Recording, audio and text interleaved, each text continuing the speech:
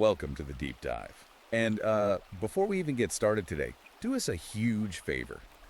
Take a second right now to like this video, subscribe to the channel, and turn on notifications so you never miss a deep dive. Absolutely. Because today we have a massive, just incredibly provocative piece of source material in front of us. We are doing a comprehensive cover-to-cover review of a highly controversial new ebook titled Amoral Traitors: Gold Digging, Monkey Branching, and War Brides by Conrad Riker. Right. And if you want to read the full unfiltered text for yourself, and honestly, after hearing the scope of what we're about to cover, you need to check out Amazon Kindle and Google Play Books to buy the book. Yeah, you'll definitely want the source material for this one. Exactly. Also, make sure you follow the author directly at his Substack. That's at Conrad and Riker, just so you can see where these theories are developing in real time. Because it is an exhaustive text. I mean, the sheer volume of sociological, legal, and evolutionary data the author attempts to synthesize, it's generating a massive amount of conversation right now. Oh, it's everywhere. It really touches on the very foundation of how our modern world operates. It does. And because of the sheer depth of this material, we need to frame the mission of this deep dive right up front, specifically for you, the listener. Right. We know our audience for this particular deep dive includes men's rights activists and red-pilled men who are actively seeking to understand the history, the mechanics, and the underlying architecture of modern institutions. The foundational blueprints. Yes, exactly. Yeah. You aren't just looking for surface-level talking points. Yeah. You want to understand how these systems operated before they underwent what the author describes as total ideological capture. Which is the core thesis. Right. So the goal today is to meticulously unpack Riker's central argument, that our institutions, from the family court to the corporate boardroom to the halls of government, have been entirely captured by feminist and Marxist ideologies. And it's an ideological shift that he claims has fundamentally and perhaps permanently altered the social contract between men and women. But, and this is crucial, before we dive into the granular data, we absolutely must issue a mandatory impartiality disclaimer. We have to. The source material we're covering today contains highly politically charged content. Very much so. So we want to make it unequivocally clear to you, the listener, that neither of us are taking sides.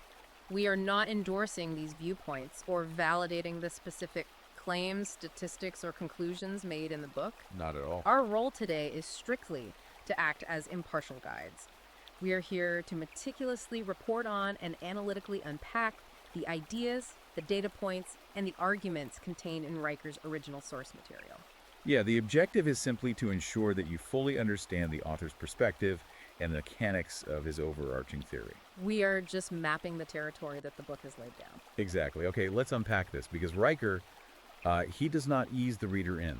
No, he really doesn't. He starts by going straight for the jugular of modern marriage, completely deconstructing the traditional understanding of the institution. He argues that marriage is no longer a covenant. It's been stripped of its sacred lifelong bond. Instead, the text redefines modern marriage as a conditional contract based on emotional utility. And a contract that he argues is now structurally and legally rigged against men. Right. So to build this case, the text relies on a very specific reading of demographic trends and divorce statistics. Yeah, the data he pulls is pretty intense. The book points to data claiming that up to 90% of divorces are currently initiated by women. 90%. Yeah, but what the author focuses on isn't just the sheer number, it's the timing of these filings. The timing. The argument presented is that these are not random separations based on a gradual drifting apart over years. Instead, the book points out a pattern where these filings are specifically and strategically timed with a man's financial or professional hardship. And he has a specific term for this, right? Yes. Reichel terms this the abandonment tax. The abandonment tax. Wow. The underlying premise here is that when the male provider stumbles, whether through a layoff, a business failure, or just a general economic downturn, the maternal survival switch flips in the female psyche. So it's evolutionary response. According to the text, yes. In that moment, the man transforms from a vessel of security into a liability, and that triggers an immediate exit. But let me stop you there, because that assumes a level of calculation that really goes against the standard cultural narrative of, we just fell out of love. Right, the typical amicable split narrative. Yeah. Does the book provide a framework for how that exit actually happens in practice? Because it rarely looks like someone just packing a bag the exact day a guy loses his job. The book absolutely provides a framework, and it leans heavily on a concept coined by divorce coach Lori Gottlieb, which is called monkey branching. Monkey branching. Yeah, it's the idea that a person does not let go of their current branch, meaning their current relationship, until they have a firm grasp on the next one. So they never actually experience a free fall. Exactly. And according to the data presented in the text, 61% of female-initiated divorces involve a new partner who is already in the picture before the paperwork is even filed. 61%. That's the number he cites. The text frames this not as a tragic breakdown in marital communication, but as a calculated, premeditated exit strategy optimized for resource continuity. And he pairs that physical transition with a psychological one, which he calls the Tinder widow phenomenon. Right. The book argues that women emotionally disengage long before the actual physical split happens. And they do this by comparing their current real-world partners to entirely fictionalized ideals. The top 0.1% of men. Exactly. We are talking about billionaires, elite athletes, celebrities. They are swiping on dating apps or scrolling through highly curated social media feeds. And the text suggests they aren't necessarily doing this to cheat physically in that exact moment. No, they are doing it to create psychological distance from their husband. The baseline for comparison, the book says, becomes completely detached from reality. A completely warped baseline. Right. A man working a 50-hour week to pay the mortgage is suddenly being subconsciously judged against a tech billionaire's lifestyle on Instagram. Which perfectly sets up the text's exploration of what it calls the war bride syndrome. Right, the evolutionary psychology angle. Exactly. This is where the author brings in the work of researchers like David Buss. The book highlights evolutionary data suggesting that 82% of women would theoretically walk away from a stable relationship if presented with a man of significantly greater status and resources. 82%. Yes. Riker argues that hypergamy, that instinct to marry up, is not a social construct. He claims it is a hardwired biological imperative that completely overrides concepts of loyalty or honor when the opportunity arises. And the high-profile examples he gives to illustrate this are fascinating because they're just so visible. He points to Mackenzie Scott's $38 billion divorce from Jeff Bezos. That's a key case study in the book. The text notes that she secured the massive payout, right, and then very shortly after married a private school science teacher, Right. and then divorced him to attach herself to a hedge fund manager right as Amazon stock was surging. Yeah. Riker points out how the media universally praised her for following her heart and finding her truth. While the text interprets it as a masterclass in hypergamous resource extraction. Exactly. He also brings up Grimes distancing herself from Elon Musk right during the incredibly stressful, high-stakes period of the Twitter acquisition. Another instance of the abandonment tax. Yeah. The argument the book is making is that female loyalty is intrinsically tied to a man's status and security. When that status is threatened, or when a vastly superior option presents itself, they exit. What's fascinating here is how the author connects this raw evolutionary psychology to the highly sanitized bureaucratic environment of the modern legal system. The family court. Yes.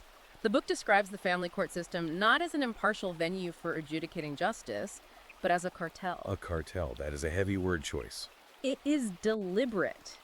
The text points to demographic data showing that 82% of family court judges and 76% of divorce lawyers are now female. That is a massive demographic monopoly. And in the author's view, this near total monopoly means the system no longer operates on objective legal principles. Instead, it operates on what the text calls maternal licensing. Maternal licensing. So, break down exactly how the book defines that term. It sounds like it means mothers are treated as fundamentally sacred by the court. Yes, while fathers are treated as disposable utilities. Okay, unpack the mechanics of that. Well, the text argues that the legal system has internalized a biological bias. To support this, the book points to a 2022 Journal of Family Law study. What did the study find? The author claims it confirms a startling trend. Women who contribute absolutely no financial labor to a household, no income, no capital investment, are still winning 74% of the equity in divorce settlements. 74% equity for zero financial contribution. Right.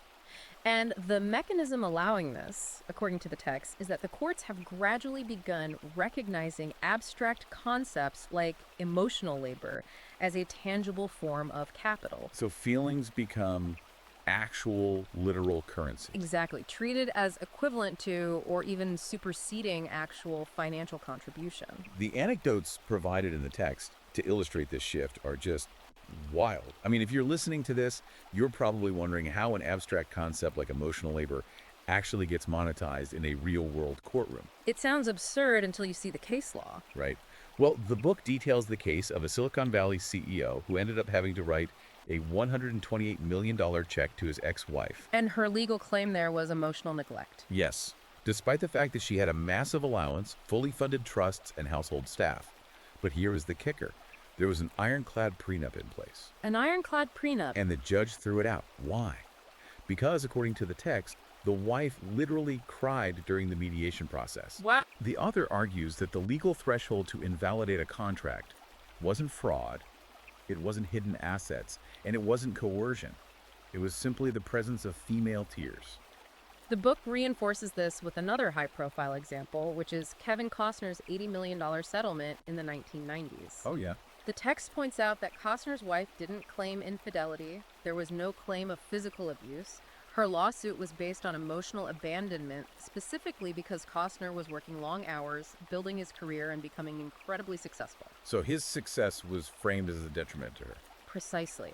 The book's interpretation of this case is that in the modern family court cartel, male effort and ambition are essentially viewed as a betrayal of the emotional contract. The more you provide, the more you're penalized. The more a man builds, the more he supposedly owes for being absent while building it. The text mentions another case in California where a woman won 60% of her husband's highly lucrative stock portfolio. Simply by successfully arguing to a judge that her emotional support was the invisible engine that justified the payout. Right. But wait, how does a judge legally justify taking 60% of a stock portfolio based on a feeling? Is there a specific legal doctrine the book points to that allows this kind of redistribution? Yes, there is. The text zeroes in on the modern application of the dissipation of assets doctrine. Dissipation of assets. Okay. Historically, this doctrine was meant to stop a spouse from maliciously draining bank accounts or hiding money in offshore accounts right before a divorce. Like blowing it all at a casino. Exactly. But the book argues it has been weaponized into a tool of lifestyle policing. The text highlights a specific anecdote where a man was ordered by the family court to repay $42,000 back into the marital estate. Because he had taken martial arts classes over the course of the marriage. Yes. The court deemed this an unnecessary expenditure that wasn't marriage enhancing. But the text notes that his ex-wife spent $80,000 on crystal healing retreats and aura cleansings during that same period. And the court ruled that her spending was completely acceptable as emotional self-care. Unbelievable. The book uses this specific contrast to argue that the legal system has abandoned objective financial accounting entirely. Right. The text posits that men are losing 92% of custody battles and the lion's share of their assets, not because they are inherently bad fathers or financial abusers, But because the entire legal framework defaults to female emotional logic. Exactly. What brings her comfort is legally protected. What brings him resilience is legally penalized. Which naturally transitions into the core of the book's second major argument. Right. We're moving from the family court to the government itself. A massive jump in scale. Huge. The author proposes a massive overarching thesis here. That modern leftism is not actually a political ideology, an economic theory, or a philosophy of governance. Right. Instead, the text defines modern leftism as a female psychological condition. That is a profound claim. The argument is that as women have fewer children in the modern era, their powerful hardwired maternal instinct doesn't just disappear, it gets repressed, and then it gets projected entirely onto the state. And the book describes this as the total infantilization of society. The government is essentially rebranded. From what to what? It goes from being an entity designed to defend borders, uphold contracts, and enforce objective laws into what the author derisively calls a 24/7 wet nurse. A 24/7 wet nurse. To explain the mechanics of this shift, the text introduces a concept called the care cascade and links it directly to what the author terms moral infantilism. Moral infantilism. Okay, let's unpack the psychology behind that, because the book leans on some very specific academic frameworks to make this point. It does. The text heavily references the developmental psychologist Lawrence Kohlberg and his stages of moral development. Right. For context, Kohlberg's framework suggests that human moral reasoning develops through 6 distinct stages. Stage 1 is basic obedience to avoid punishment. Stage 2 is self-interest, basically what's in it for me. And then it scales up. Yes. Stage 4 is about maintaining social order and objective law, while stages 5 and 6 involve abstract principles like the social contract and universal justice. But the book focuses intensely on stage 3. Extremely heavily on stage 3, which is the good boy, good girl orientation. Okay. At stage 3, morality is determined entirely by what pleases others, what maintains harmony, and what is approved by the immediate social group. So the argument the book makes is that men, on average, push through into stages 4, 5, and 6. They prioritize objective law, merit, and universal principles, even if it upsets people. Right. But the text claims that women, on average, plateau at stage 3, meaning they prioritize emotional comfort, conflict avoidance, and social approval over objective principled justice. Exactly. If a policy feels caring, it must be morally right, regardless of the actual downstream economic or social consequences. That is the exact theoretical framework the author builds. And the book provides specific macro-level data points to argue that this psychological plateau is now driving modern institutional policy. Let's look at those numbers. The text notes that 73% of U.S. progressive think tank leaders are now women. It points to nations like Iceland, which boasts a 48% female parliament. And what happened in Iceland? Well, according to the data presented in the book, this achievement of gender parity directly correlated with a 12% drop in GDP per capita and a massive 37% explosion in social welfare spending. A direct correlation. The author also targets the European Union Parliament. He notes that if you analyze their output, the vast majority of their recent resolutions focus heavily on victimhood narratives, linguistic policing, and identity validation. Rather than hard infrastructure, energy independence, or border defense. Exactly. It's what the book calls policy as an emotional reflex. And the examples given are striking. Like the situation in Belgium. Yes, the text discusses a law passed in Belgium that grants paid leave, specifically for menstruation. The book frames this not as a triumph of progressive labor policy, but as a state-sanctioned temper tantrum Because biology is being weaponized. to extract taxpayer-funded comfort. The text points out that men experience severe hormonal fluctuations too, massive testosterone spikes that can cause physical and emotional distress. But men do not get state-subsidized sick days to manage their biology. The author extends this critique deeply into the Swedish model as well. Sweden is often held up as the pinnacle of progressive governance, right? Oh, constantly. But the book is highly critical of it, viewing it as the ultimate manifestation of the maternal state. The text discusses Sweden's push for gender-neutral preschools. Okay, how does that fit in? He argues that these environments actively pathologize normal boyhood energy. They treat rough-and-tumble play as a behavioral disorder to be managed rather than a natural developmental stage. So suppressing male nature from childhood. Yes.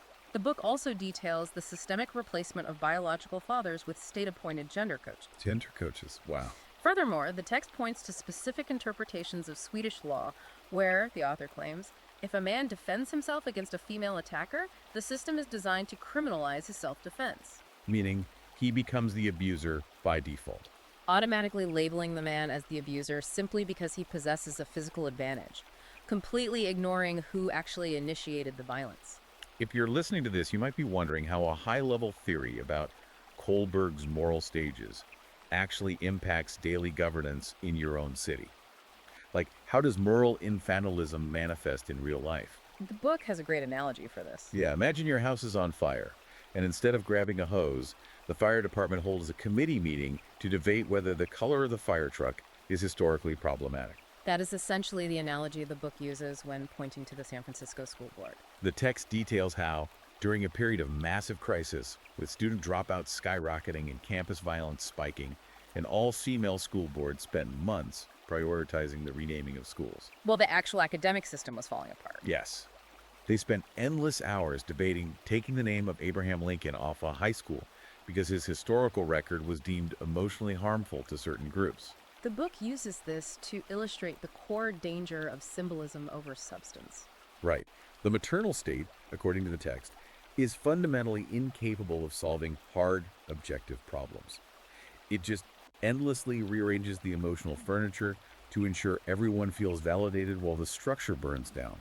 This systemic reliance on emotion and the prioritizing of feelings over facts brings us directly to the text's third section, which explores what the author provocatively calls the tier tribunal. The tier tribunal. This is where the book makes a highly controversial biological claim regarding the weaponization of emotion in the workplace and the justice system. The tiers themselves. Yes, the text posits that female tears are not merely an expression of sadness, but an evolutionary biological weapon used to bypass male logic, secure immediate compliance, and ultimately destroy male autonomy. The biology presented here is fascinating, regardless of how you interpret it. The book claims that female tears physically contain a hormone called prolactin. Prolactin, right. And according to the evolutionary data cited in the text, when men are exposed to the pheromones in these tears, their neurological reasoning centers are actively disabled by up to 40%. 40%. The text argues this evolved so that early human males wouldn't abandon crying infants, triggering an immediate submissive caregiving response in the male brain. And the book's central argument is that this hardwired biological reality, which evolved for child rearing, is now being actively and intentionally weaponized in modern corporate and institutional environments. So they're hacking the male brain. Essentially, yes.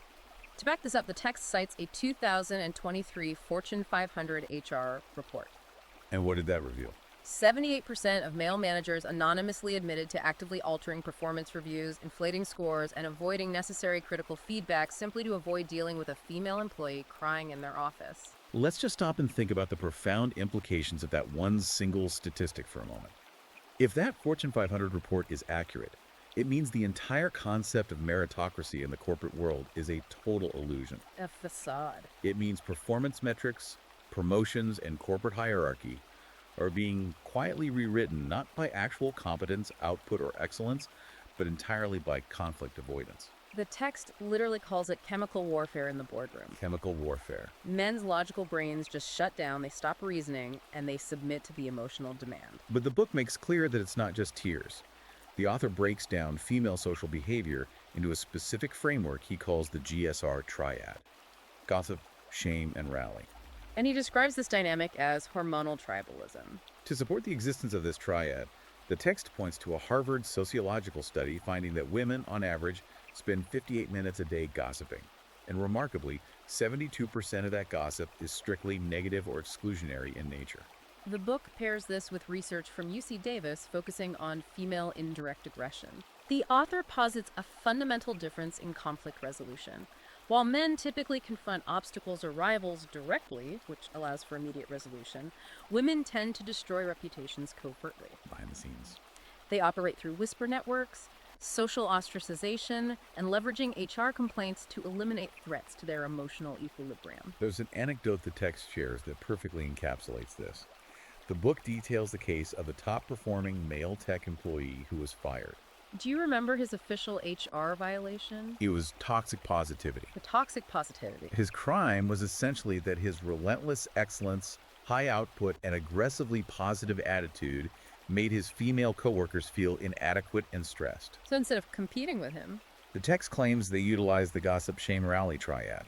They gossiped to form a consensus of victimhood, shamed his work ethic as toxic, and rallied HR to terminate him. The book uses this to demonstrate how excellence is actively punished in female-dominated environments if it disrupts the collective emotional comfort of the group. This dynamic, where subjective emotional discomfort is treated as actionable harm, has led to what the book calls a complete inversion of the justice system. The institutional default. Yes, the default to believe all women. According to a comprehensive report from FIRE, the Foundation for Individual Rights and Expression, this ideological mindset has resulted in an 89% lack of due process for men in college Title IX tribunals. 89%. We are talking about tribunals where men are denied the right to cross-examine their accusers or present exculpatory evidence. The book pairs this terrifying lack of due process with data suggesting a 37% false accusation rate in family courts during custody disputes. Because the system incentivizes women to make allegations, the mere accusation guarantees them leverage. The book even brings up the infamous 1991 Sandy Stone case. This was a case where a woman's defense team actually used PMS, premenstrual syndrome, as a legitimate legal defense for murder. Defending murder with biology. Arguing she wasn't fully in control of her actions due to her hormones. The author's point in bringing this up is to show a systemic pattern. Biology is constantly used by women to evade moral agency. So they want it both ways. The text argues that when women demand access to power, corporate boards, or combat roles, they claim to be fiercely independent and identical to men. But the moment they commit violence, fail a standard, or face a consequence, they immediately retreat into biology, blaming their hormones, their emotional fragility, or systemic patriarchy to escape accountability. If we connect this evasion of accountability to the bigger picture, it leads us directly into the darkest, most visceral claims in the book, found in Section 4. This is where it gets incredibly heavy. This section moves past the boardroom and the courtroom and deals with raw reproductive leverage. The text deeply explores the mechanics of paternity fraud and provides a highly controversial framing of the global abortion debate.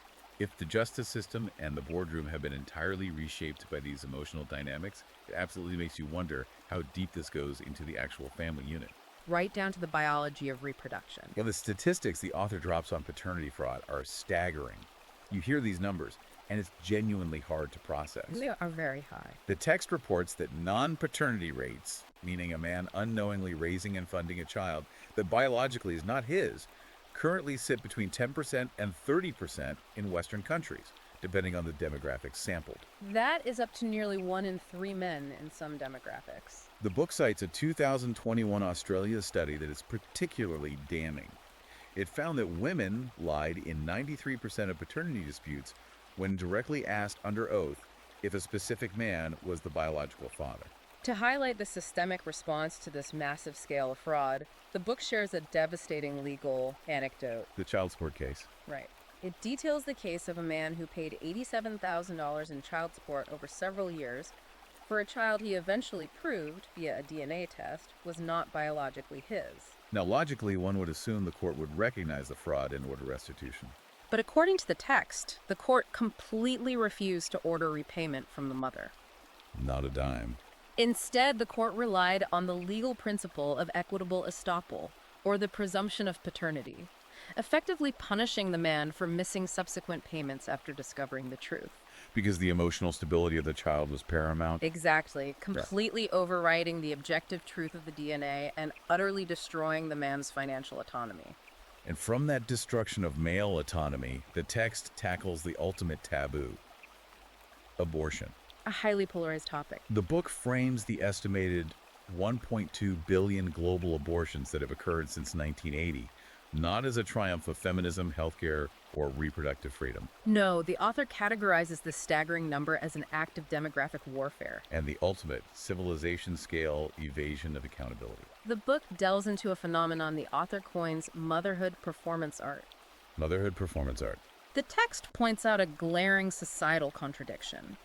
It contrasts the modern political movement of women demanding massive state subsidies, universal taxpayer-funded childcare, and extended paid leave under the banner of supporting mothers. Right.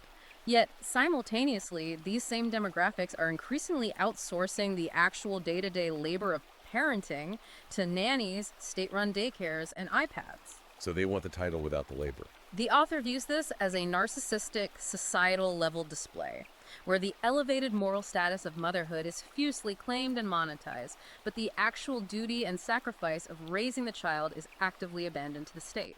Let's synthesize the overarching theme the book is building here. Yeah. The text makes the case that modern women demand absolute, unquestionable bodily autonomy when it comes to ending a pregnancy.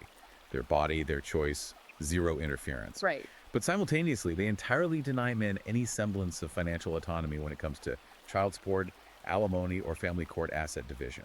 The book argues this isn't about equality at all. It creates a highly optimized legal system designed for maximum resource extraction for men, paired with absolutely zero accountability or consequence for women. This systemic extraction and total lack of accountability, the book argues in Section 5, has led directly to the collapse of Western institutions and the dismantling of the Western canon itself.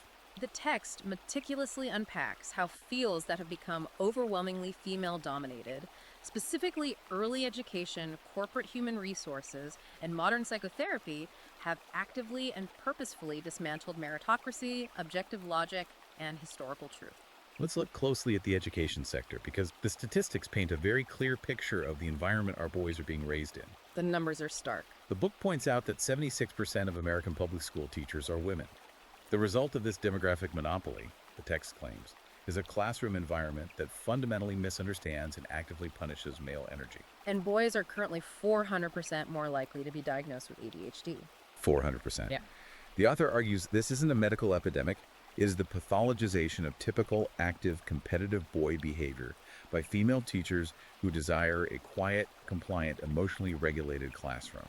The author introduces a fascinating, albeit controversial, psychological term here to explain how this happens on an intellectual level.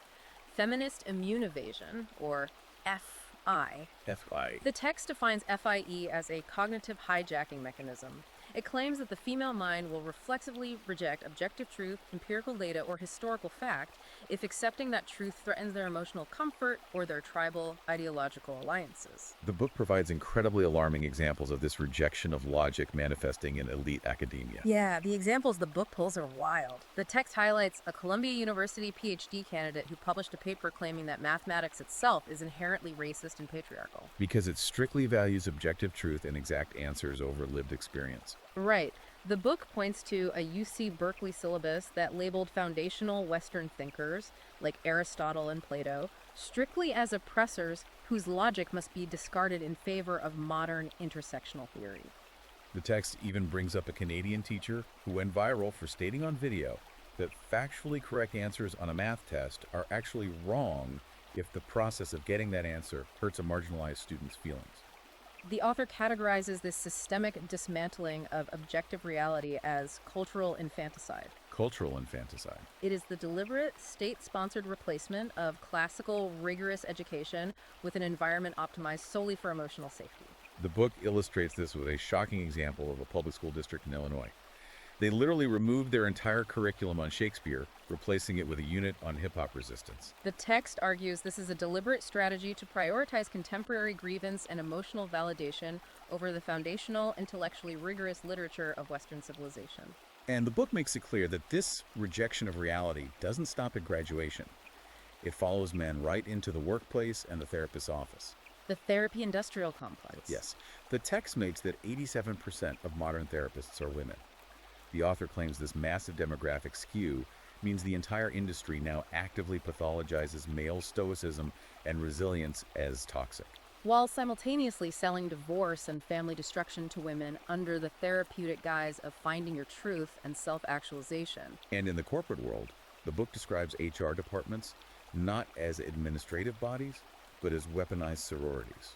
The text argues that modern HR does not exist to optimize human capital, protect the company from liability, or reward excellence. It exists solely to enforce ideological conformity and protect female emotional comfort. The author brings up the famous case of the Google engineer, the James Day Moore parallel, who was instantly fired simply for circulating a memo that referenced peer-reviewed mainstream evolutionary biology regarding sex differences and career preferences. To the author, this event proves definitively that in any female-dominated institutional space, objective scientific truth is completely subordinate to emotional compliance. So we have unpacked the author's sprawling theory of institutional capture. For you, the listener, the obvious question remains, what does this all mean? Right. If the system is this fundamentally rigged from the courtroom to the classroom to the boardroom, what is Riker's proposed solution? That brings us to the final section of the book, Reclaiming Honor and the Future of Men Without Women. The text does not offer a message of political hope. Not at all. It outlines a very stark, radical path forward. The book states that the only viable solution for men is to walk away from the rigged system entirely and begin rebuilding parallel, truth-based structures from scratch. The author observes and documents a massive, rising trend of male disengagement and intentional separatism. Men opting out. According to the text, men are actively waking up and opting out of the social contract. They are refusing marriage, they are avoiding fatherhood under the current highly punitive legal frameworks, and they are quietly quitting corporate structures to escape what the book calls emotional parasitism and HR policing. The text highlights a fascinating real-world example of what this parallel structure actually looks like in practice. The Iron Citadel in Montana. The Iron Citadel? According to the book, this is a 500-acre, entirely male-only community founded by ex-tech workers and engineers who simply walked away. It runs entirely on shared physical labor, absolute meritocracy, and strict personal accountability. It is a space completely free of female HR oversight, emotional policing, or the constant looming threat of family court asset extraction. But the text argues that physical separation isn't enough. There must be an intellectual separation as well. The book notes a massive cultural shift among men back toward ancient, rigorous philosophies, specifically highlighting the explosive revival of Stoicism. The text points to the massive popularity of figures like Marcus Aurelius and vibrant online communities dedicated to Stoic philosophy. The author pairs this with a necessary return to the trivium, the classical education model consisting of logic, rhetoric, and grammar. The book sees these specific intellectual tools not just as self-improvement, but as a necessary cognitive defense system against the constant emotional blackmail of the maternal state. The book even brings up Jordan Peterson's famous rule number 1, stand up straight with your shoulders back. Right.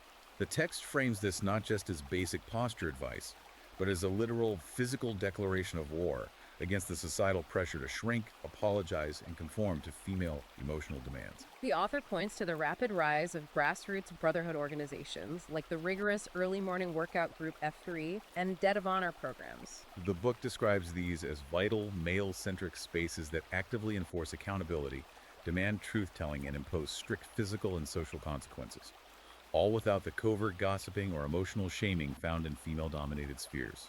The author's ultimate, uncompromising conclusion is that male honor can only be reclaimed through deliberate separation and the strict, unapologetic enforcement of objective truth. Operating entirely outside the boundaries of the institutions that have been irrevocably captured by what he sees as a destructive maternal ideology. It is a profound shift in perspective. Which leaves us with an incredibly provocative, heavy thought to mull over as we conclude this deep dive. If the book's core thesis is correct, if the fundamental architecture of our legal, educational, and corporate institutions is genuinely, hopelessly captured by an emotionally driven, reality-denying maternal state, then hoping for political reform is just a comforting myth. Because you cannot vote your way out of evolutionary biology. Exactly. Therefore, the ultimate question for men isn't about how to argue better in a rigged court or which political candidate to support in a captured system. The question the book leaves you with is whether true freedom now requires total civilizational secession. Civilizational secession. Does survival require men to walk away and build entirely new societies from the ground up out in the wilderness where the only acceptable currency is absolute unapologetic truth? It is a radical concept to walk away with, and one that demands serious reflection. It absolutely does. Before we wrap up, I want to remind you one last time to hit that like button and subscribe to the channel so we can keep bringing you these deep dives. And if you want to dive into the raw, unfiltered source material we just spent the last hour meticulously reviewing, you need to check Amazon Kindle and Google Playbooks right now to buy Amoral Traitors. Definitely get the book. Also, make sure to follow the author at Conrad Riker at his Substack to join the ongoing conversation. Thanks for joining us on this deep dive. We'll see you next time.